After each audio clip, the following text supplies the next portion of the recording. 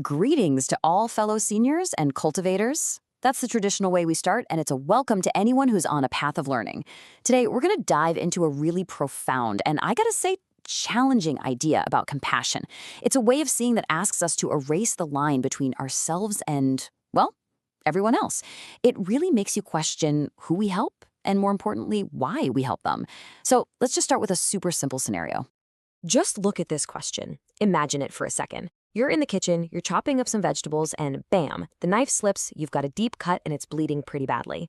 Now, in that split second, do you actually stop and think to yourself, does this hand, does it deserve my help right now? Of course you wouldn't. It's not even a thought, right? The reaction is totally automatic. It's instinctive. Your other hand just flies over to put pressure on it. You might even blow on the wound to try and soothe the sting. Your eyes might tear up. There's no debate, no second guessing. They're all one body. And that simple, powerful reaction, that is the key to absolutely everything we're talking about today. We're going to use that incredible analogy of the one body to unpack a concept called universal mercy. Now, in the original text, the term for this is 无缘大慈, and trust me, it represents a truly radical, game-changing form of compassion. So what does this actually mean? Well, universal mercy is this boundless compassion that just flows from knowing that we are all basically one body. It's this deep wish to bring happiness and well-being to everyone and everything, not because they did something for you, not because they're related to you, but just because they exist. Let's pull that term apart for a second. The first piece, si, is usually translated as mercy. But it's not a passive thing. It's not just feeling sorry for someone. It's an active wish. It's not just feeling bad that someone's cold. It's the drive to go get them a blanket. It's the conscious choice to bring a little bit of light into someone else's life. Okay, now here is the part that really challenges us. Wu Yaon. It literally means without cause or without condition. Just think about that. Almost all of our love, our care has a cause. It has a condition. We love our family because they're our family. We're nice to our friends because they're our friends. This kind of compassion is totally different. It's a love that isn't tied to any reason at all. It's got nothing to do with relationships, what you can get out of it, or your ego. It just is. And once you get that, you start to see this huge split, right? It leads us to a really crucial contrast between the kind of everyday, limited compassion we all know and this universal, boundless ideal. So on one side, you've got what we could just call small love. It's conditional. It's based on our tribe, our family, our friends. And let's be honest, it often wants something back, even if it's just appreciation. It's defined by the borders of our own self-interest. Sometimes protecting our little circle can even mean hurting people outside of it.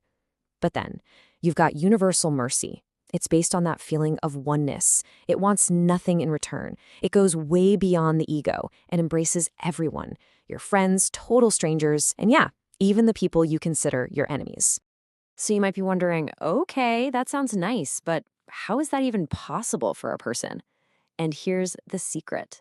According to these teachings, an enlightened person, a saint, they aren't trying to be compassionate. For them, it's not an effort. It's that their perception has fundamentally changed. They just see the entire world as their own body. Compassion becomes their natural state. When you really get that, when you see the world that way, this idea here becomes just obvious. It's not some lofty philosophy. The whole illusion of being separate just melts away. Helping another person, it's no different than your left hand helping your right. And harming someone else?